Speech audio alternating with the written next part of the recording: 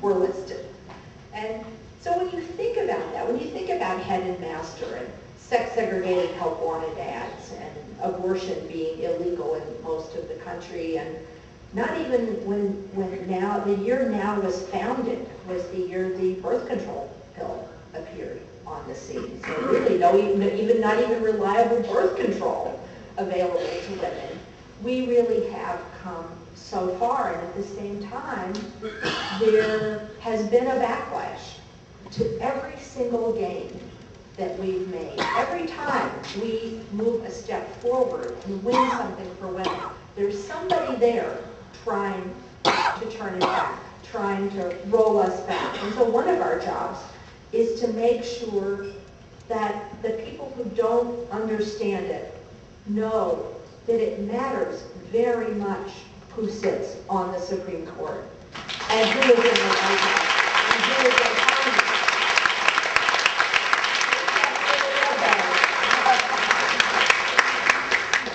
In fact, some of the challenges that we face today are exactly because of who's in the White House and who's in Congress and who's on the Supreme Court. I mean, think about it.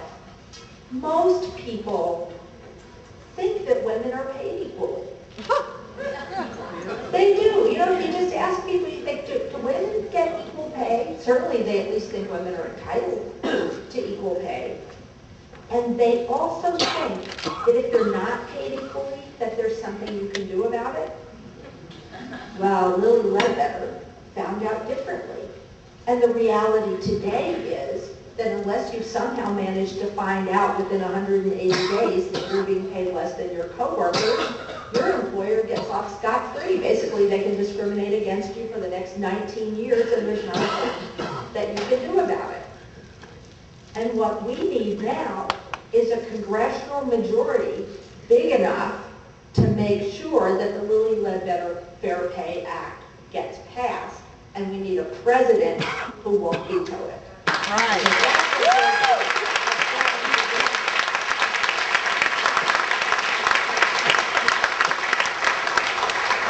And Lily held up that paper there. It's an action alert from now that we printed off of our website.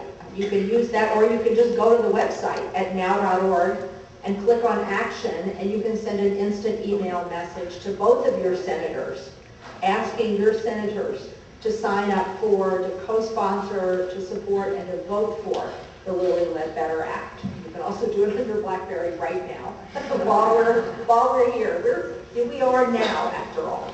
And so do it now is our byword. I would say that a lot of people in the country recognize that abortion rights are under attack, but not so many recognize that birth control is under attack. In fact, I think I caught this from Ellie Smeal. I've started asking people that I pass, you know, if I'm in the elevator with somebody, I ask cab drivers, reception clerks, what do you think about this, or what do you know about that, just to sort of get a sense of, you know, what it is that people really understand outside of the somewhat bubble that you live in Washington, D.C., where you get a lot of news about what's going on. But when I go home and visit my dad in Bossier City, Louisiana, you know, you don't read a lot in the Shreveport Times about what's going on, and it's not on their local news.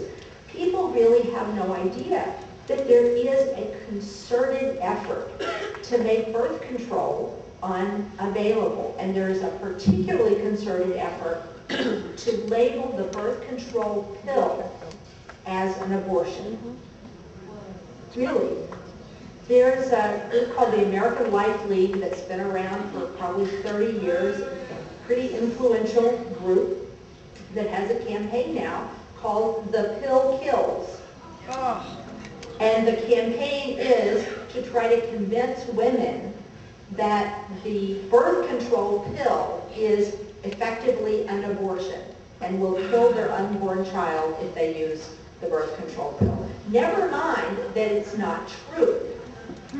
It's not stopping them from running the campaign. Unless you think that they don't have friends in high places, there's a new proposed administration regulation from George Bush that would amend the regulations for the Title X Family Planning Fund.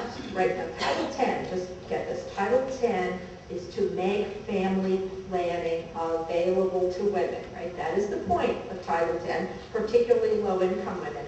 This would redefine those Title X regulations essentially to include both birth control pills and emergency contraception under the same heading as abortion, and it would require Title X clinics not to discriminate against in hiring people who oppose abortion, oral contraception, and emergency contraception, which means Planned Parenthood would have to hire counselors to work in their family planning clinic who oppose family planning.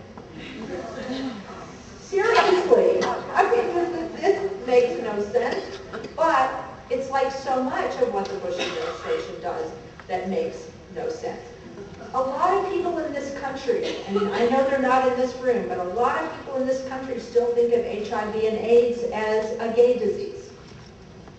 They don't have any idea that women are the fastest growing segment with HIV and AIDS. And black women, who are 13% of the population, are 67% of the new cases of HIV. Think about that. 13% of the population, 67 of the population of women, 67% of new cases of HIV. Yet the investment that we as a country make in HIV and AIDS education is paltry, to say the least. So we've got work to do on this, and part of it is making sure that we have single-payer, universal health care that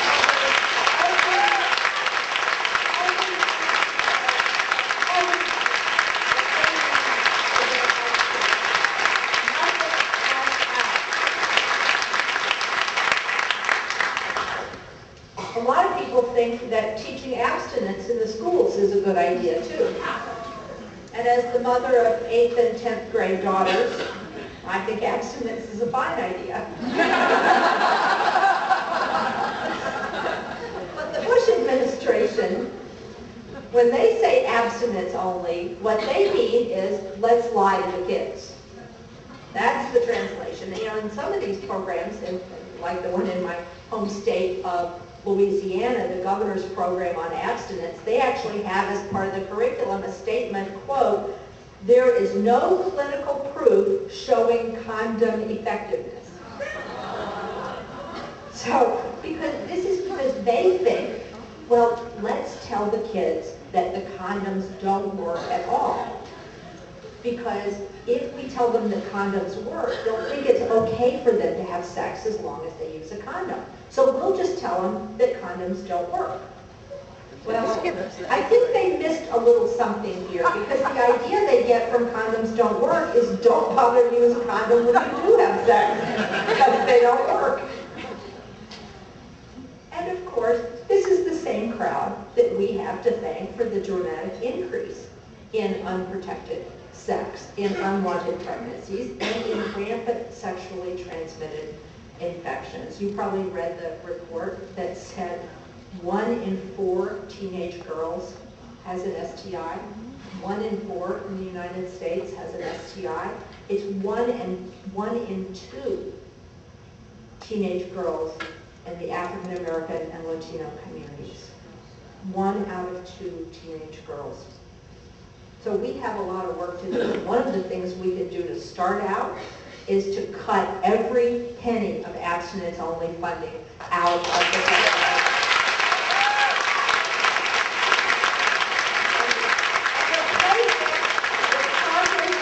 Age-appropriate sex education that we know for a fact delays the onset of sexual activity and decreases both unwanted pregnancy and disease among our daughters and our sisters.